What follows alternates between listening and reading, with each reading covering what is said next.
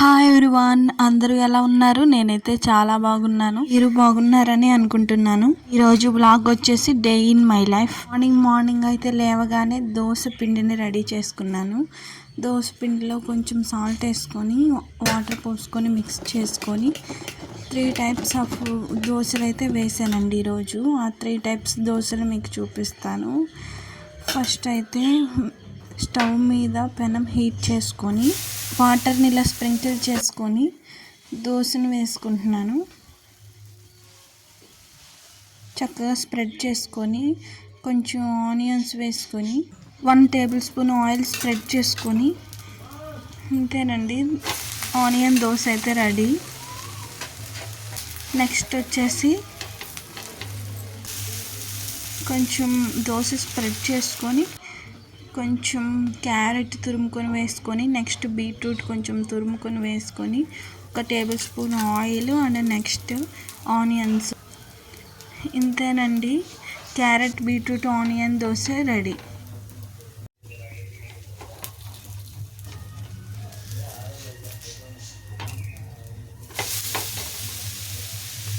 Next egg దోశని spread చేసుకొని egg break చేసుకొని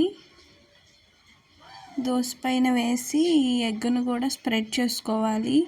దోశ అంతా స్ప్రెడ్ చేసుకున్న తర్వాత కొంచెం సాల్ట్, కొంచెం కారం,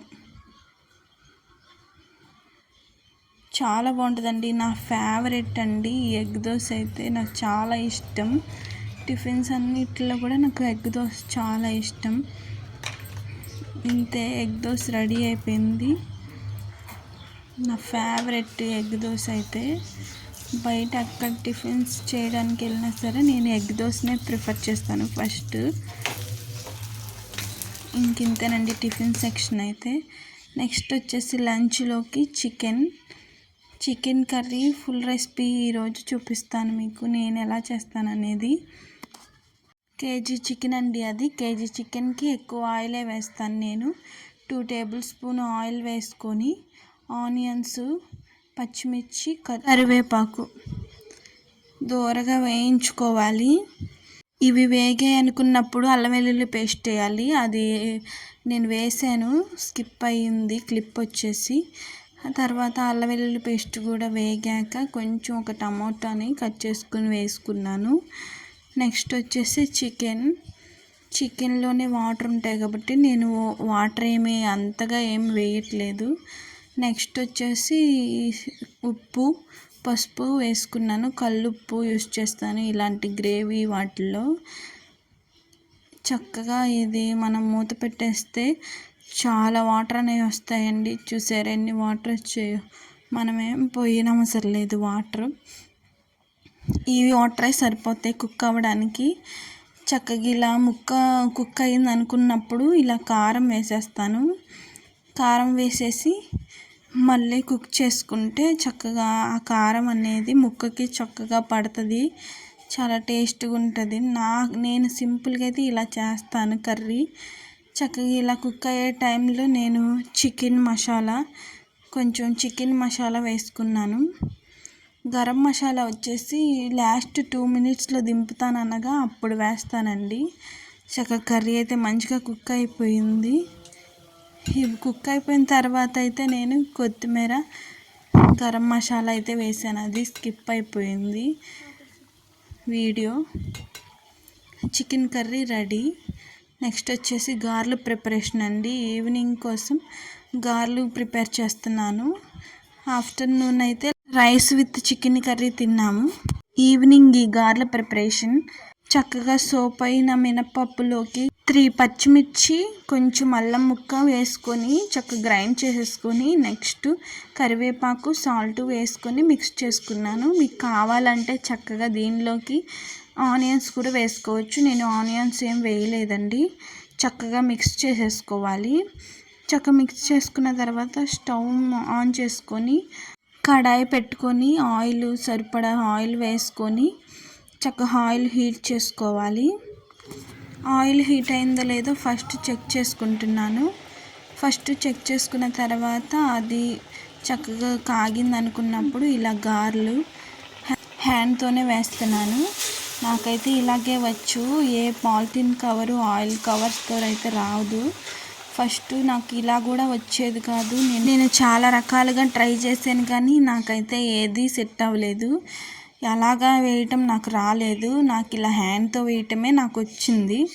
ఈవినింగ్ అయితే ఇలా గారె విత్ చికెన్ కాంబినేషన్తో తినేసాం చక్కగా చల్లటి వాతావరణంలో.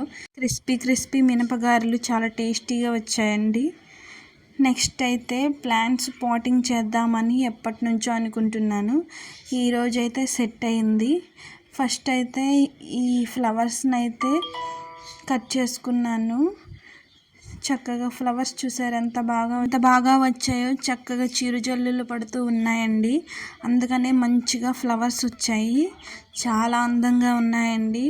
చూసారు ఎంత బాగున్నాయో.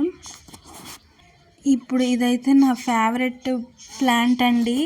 చిన్న కుండీలో ఎంత బుషీగా పెరిగిందో చూసారా. ఎప్పుడు ఇంతే చక్కగా గ్రోత్ అవుతూ ఉంటుంది. ఎంత రిమూవ్ చేసి కట్ చేసుకొని యూస్ చేసుకున్న కర్రీస్లోకి చక్కగా మళ్ళీ గ్రోత్ అయిపోతుంది. ఒకసారి బిర్యానీ చేయడానికని మార్కెట్ నుండి ఒక చిన్న కట్ట తీసుకొచ్చి ఇలా చిన్న కుండీలో గుచ్చాను. చక్కగా అప్పటి నుంచి ఇప్పటి వరకు అయితే చక్కగా గ్రోత్ అవుతుందండి. అసలు భలేగా ఉంటుందండి. అసలు దీన్ని చూస్తూ ఉంటే ఎంత హ్యాపీగా ఉంటుందో. ఒకసారి అయితే పుదీనా పచ్చడి చేసి చూపిస్తాను మీకు. ఎప్పటి నుంచో చేద్దాం అనుకుంటున్నా, చేయలేకపోతున్నాను. ఇదైతే చిన్న కుండీల్లోనే కూరగాయలు కట్ చేసుకున్న వాటరు దీనిలో పోస్తూ ఉంటానండి. చక్కగా అవే చక్కగా విత్తనాలు పడి దోసకాయ చెట్టు అయితే వచ్చింది. ఇది చిన్న కుండీల్లో కదా, దోసకాయ ఏమి రావులే అనుకున్నాను. చక్కగా వచ్చిందండి. చూసారా ఎంత బాగుందో. నేను అసలు అనుకోలేదు ఇలా వస్తుందని. ఇది ఎప్పుడెప్పుడు గ్రోత్ అవుతుందా, ఎప్పుడు కట్ చేసి నేను కర్రీ చేస్తానా అని అయితే వెయిట్ చేస్తున్నాను. చూసారా ఎంత బాగుందో చక్కగా. నెక్స్ట్ అయితే మనీ ప్లాంట్స్ ఎప్పటి నుంచో వేద్దామని తీసుకొచ్చి 2 days అయిపోయింది. అయినా సరే నేను ఇంకా దాన్ని కవర్లో అలా పెట్టి ఉంచేసాను, పాటింగ్ ఏం చేయకోకుండా. ఇప్పుడైతే ఎలాగైనా చేద్దాము, ఇవి పాడైపోతున్నాయి అని చెప్పేసి చేస్తున్నానండి. వీటికి ఒక లీఫ్కి వచ్చేసి కింద కాడలాగా ఉంది, వేర్లు కూడా ఉంటాయి. ఆ కాడకు వచ్చేసి ఆ కాడ వరకు మనం వీటిని కట్ చేసుకోవాలి. కంపల్సరీ ఆ కాడ అయితే ఉండాలండి. అలా ఉంటేనే మంచిగా గ్రోత్ అనేది ఉంటుంది ప్లాంట్స్కి. ఒక బాటిల్, వేస్ట్ బాటిల్ ఉంటే దానిలో 3 leaves అయితే పెట్టేశాను, లుక్ వైజ్ బాగుంటుందని చెప్పేసి. నెక్స్ట్ వచ్చేసి ఈ పగిలిపోయిన కప్లో కూడా ఇలాగా చక్కగా బుషీగా పెట్టి, ఈ బుషీగా మనకి ఇలాగే ఉండాలంటే ఇది వాటర్ అనేది చేంజ్ చేసుకుంటూ ఉండాలి. 4 daysకి ఒకసారి చేంజ్ చేసుకుంటూ ఉండాలి. అప్పుడు మనకి ఈ బుషీనెస్ అంతా చెదిరిపోకుండా ఉండాలంటే ఇలా థ్రెడ్తో మనం కట్టుకున్నట్లయితే చక్కగా అలాగే ఉంటుంది. మనం ఆ గుత్తునే అలా తీసి చక్కగా వాటర్ చేంజ్ చేసుకొని మళ్ళీ దాన్ని అలాగే పెట్టుకోవచ్చు. ఇలాగ నేను 3 వాటిల్లో నేను స్టోర్ చేసుకున్నాను ఈ లీవ్స్ని.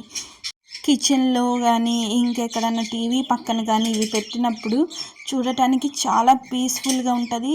డెకరేటివ్గా చాలా అందంగా ఉంటాయండి. న్యాచురల్ ప్లాంట్స్, స్లోగా గ్రోత్ అయితే ఉంటుంది, మట్టి లేదు కాబట్టి. చక్కగా వాటర్ ఫిల్ చేసుకొని 4 daysకి ఒకసారి చేంజ్ చేసుకుంటూ ఉండండి. మీకు నచ్చినట్లయితే ఇది ఇంట్లో ఖచ్చితంగా ట్రై చేయండి. చాలా ఇంకా 4 ప్లాంట్స్ అయితే నేను మట్టిలో పాటింగ్ చేద్దాం అనుకుంటున్నాను. ఇది నాకు బాగా గ్రోత్గా కావాలనుకొని మట్టిలో పాటింగ్ చేద్దామని పెట్టాను చక్కగా మట్టిలో. ఇది నాకు గ్రోత్ అయితే చక్కగా ఇల్లంతా పాకిద్దామని నా డ్రీము. మరి అది ఎంతవరకు అయ్యిద్దో నాకైతే తెలియదు. ఇవి చూసారా డెకరేటివ్, చాలా అందంగా ఉన్నాయి కదండి.